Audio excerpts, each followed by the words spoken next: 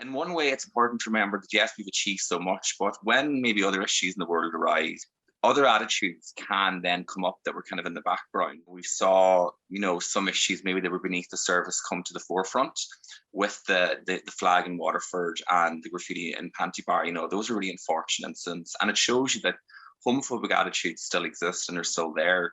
Now, thankfully, graffiti can be painted over, and we even see how the response from people to what happened has been great. We have the rainbow walkways now in different parts of the centre. Roger O'Gorman went down to Waterford to show that Ireland is a welcome, inclusive place. But it does show you that progression can become regression very quickly. And even look at Hungary at the moment; they only brought in some really anti-LGBT legislation there only a few weeks ago. I think the big challenge now for the LGBTQ plus community in Ireland is education for young people in schools.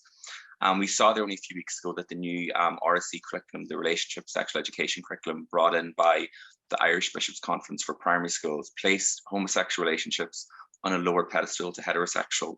In the teachings they have provided, they said they cannot admit that marriage is between a man and a woman. And this is completely ignoring the same-sex marriage referendum that happened a few years ago.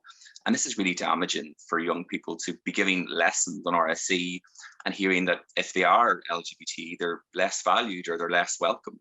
So I think, going forward now, we really need to address this issue of RSE being provided by Catholic bodies, because, again, the Vatican only reaffirmed there recently why they can't bless same-sex unions, because God can't bless sin. And that's just such an unfortunate thing to hear.